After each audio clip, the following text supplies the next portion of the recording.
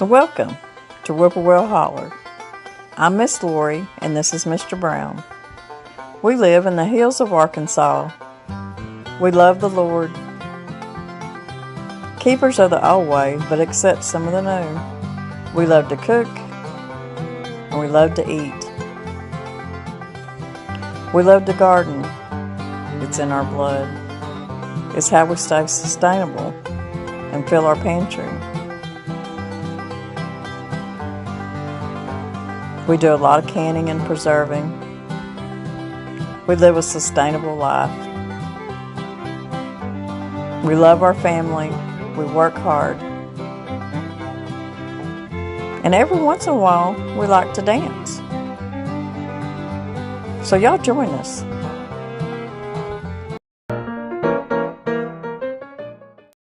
Okay, a much requested video today. Miss Lori, how do you put up your breaded okra? Well, I'm going to show you. It's easy.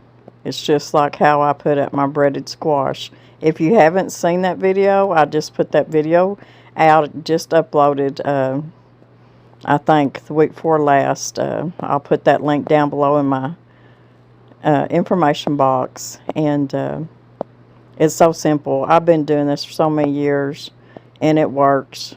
And it does keep in the freezer for a long, long time. If y'all like okra like we do, it won't, you'll eat it up pretty quick anyways. Okra is really good for you. I don't think people push okra enough.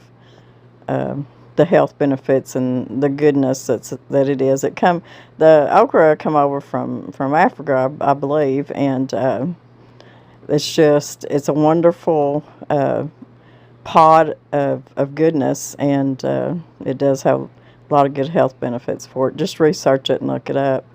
But our favorite way to eat it is breaded and fried up. Now, I don't deep fry my okra.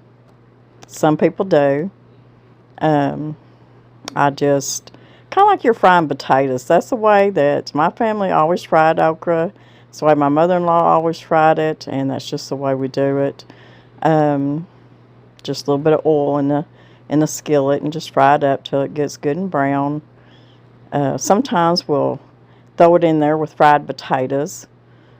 And my mother-in-law taught me how to make okay, and I have a video on that. It's an older video, and it's fried potatoes and breaded squash and breaded okra and some green tomatoes all fried up in a pan. And you talk about good. Summertime goodness, that's for sure. My grandmother didn't fry okra. She boiled it. Her and Grandpa liked it boiled with a little bit of hot sauce in there. She liked it boiled with tomatoes. Now, Danny likes it boiled. I can't get over the texture of boiled okra, but I do like it when I make my gumbo. Danny likes it too. He loves my gumbo, and I need to do a video on that, on making gumbo. I was raised on Texas gumbo. It's really good stuff. Our favorite part of our gumbo is the roux, and it's really good. I'll have to do that sometime. So we're just cutting this up in half-inch pieces. You can do it in quarter-inch pieces, just whatever you prefer. And I think I've got probably, I don't know, a pound of okra here. And what I like about doing this too is I can go out there day after tomorrow and I can pick me another handful of okra and come in and cut it up and bread it and just throw it in the same bag. Well, after I freeze it, and then throw it in the same bag with this okra here. And I just keep adding to it till I get my bags filled up, and then I start another bag. Got me a handful of green beans here too. Have you ever ate deep fried green beans before? I've ate them a couple of times and they are pretty good. Okay, there we are. Got our okra cut up. Now we're going to put our breading on it and get it in a bag. Well, first we're going to freeze it. We're going to flash freeze it. I keep saying put it in a bag, but we've got to flash freeze it first. And I'll show you what I mean by that. That's some pretty green okra. I'm growing some burgundy okra too. It's kind of a red color. And it's good okra too. Okay, we're going to take our okra that's cut up, and we're going to add a little bit of cornmeal and some flour and a little bit of salt to it. I'm going to add probably about a half a cup of cornmeal. This is just regular cornmeal. And then I'm going to add about a half a cup of just all-purpose flour and about a teaspoon of salt. Now, if you want to add, if all you got is cornmeal mix, which has the flour already in it and salt, just add you a cup of that, because I have done that before and it does work. Just coat your okra with your cornmeal mix, and that's all you'll have to do. It's ready to go. But I didn't have any cornmeal mix. I just had cornmeal, regular cornmeal, yellow cornmeal, and my flour. And you see how, just make sure that you coat it. Coat each okra really, really good. Just keep tossing it till you get it all coated. And now some people like to dip their okra in egg or milk and then coat it. I don't do it that way, but you can. You can even take it just like this out of the freezer and dip it in an egg mixture and back into some more flour if you want to. So I've got a sheet pan here with parchment paper. And y'all have seen me do this with my squash. And we're going to do the same thing with our okra. We're just going to pile it up here in a single layer. And if you get some of that coating on the parchment paper, that's fine. That's not going to hurt it. In fact, that's going to help it, come right off of there once it gets frozen. Just want to kind of spread it out. I mean, they can touch, but you just want to make sure they're in a single layer. Because when you put this cookie sheet into the freezer, single layer, and I'm going to let it freeze all night, and then I'll get up tomorrow, and then I'll put it in my bags. But you're going to see how solid frozen each okra is, and that it's not stuck together. Have you ever bought frozen okra, breaded okra from the store, and half of it was all clumped up together and froze together and you couldn't get it apart? Well, you're not going to have that with this. This is going to be easy. You just grab a handful or two or whatever the amount that you want to cook that night and just close your bag back up.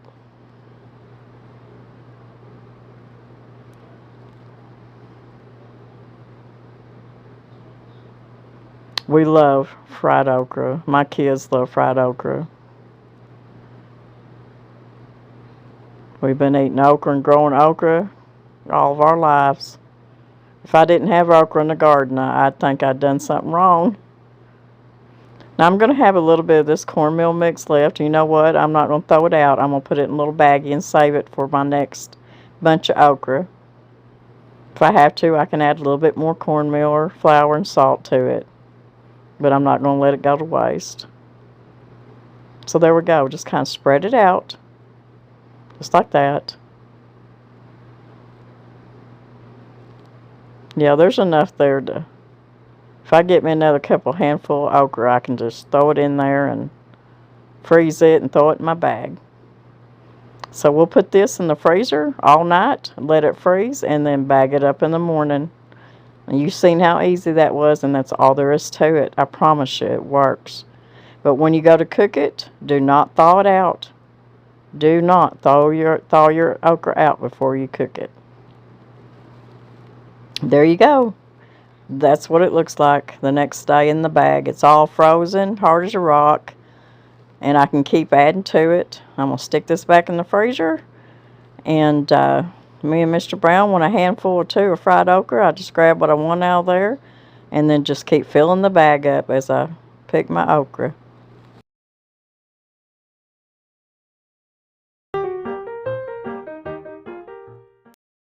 Danny brought in some of his good old homegrown mild jalapenos, And we cut them up and de-seeded them. And now we're going to make some jalapeno poppers our way.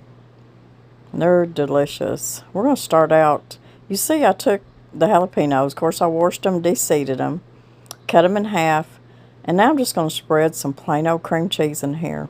Now, you can use any kind of cream cheese, any herb cream cheese, or put you some Cajun seasoning in there. You can even mix up some jalapeno pepper jelly with that cream cheese and add a little spice to it.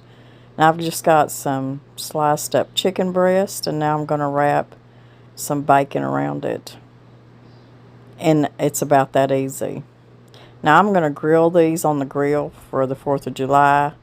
I'm just going to stick a toothpick in it. You can stick it on the top or you can stick it on the side. Either way will work. And there you got your jalapeno popper.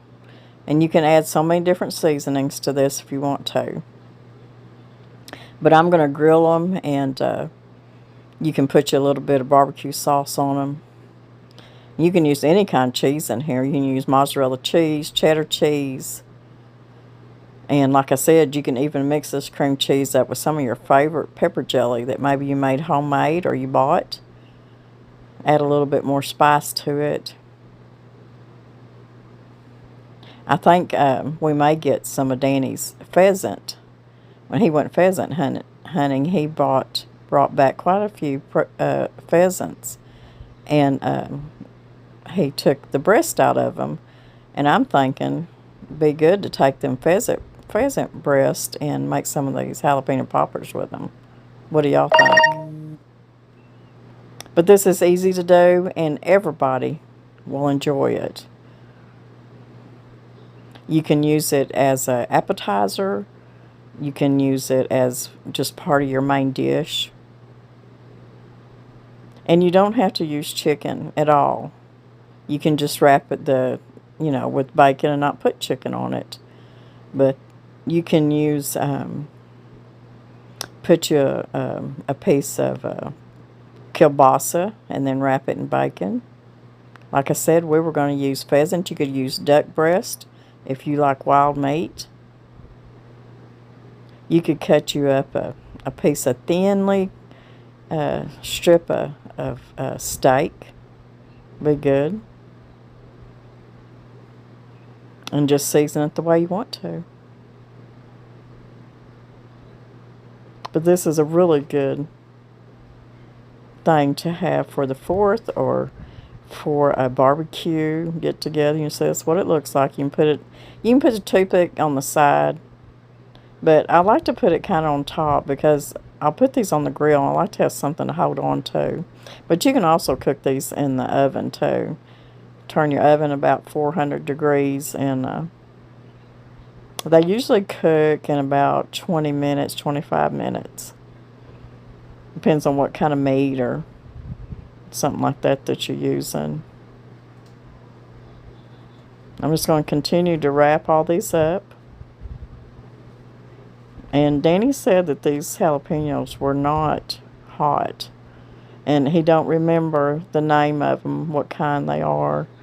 But I think he's really liking these jalapenos this year because they're not very spicy. And this is just a different thing to do with your garden jalapenos, you know.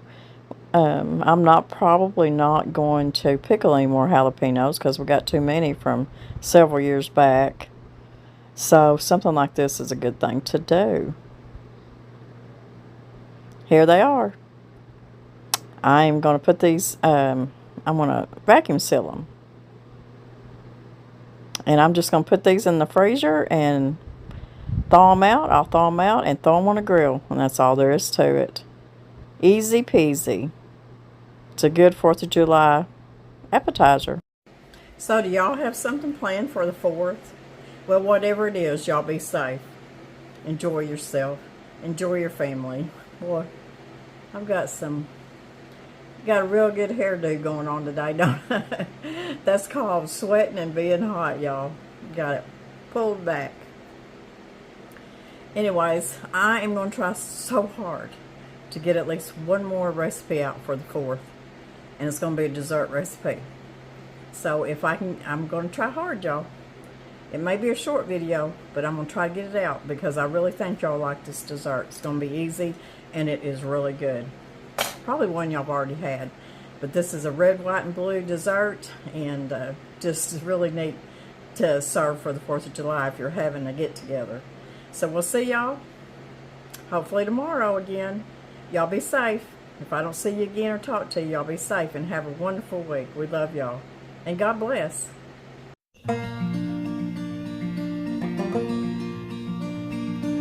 Ruby, she was made for going west, did not protest my wandering ways. Ruby, she was pretty as they come, 28 years young and unafraid. She gave me shelter on the coldest night, shaded me on summer days, and I had never known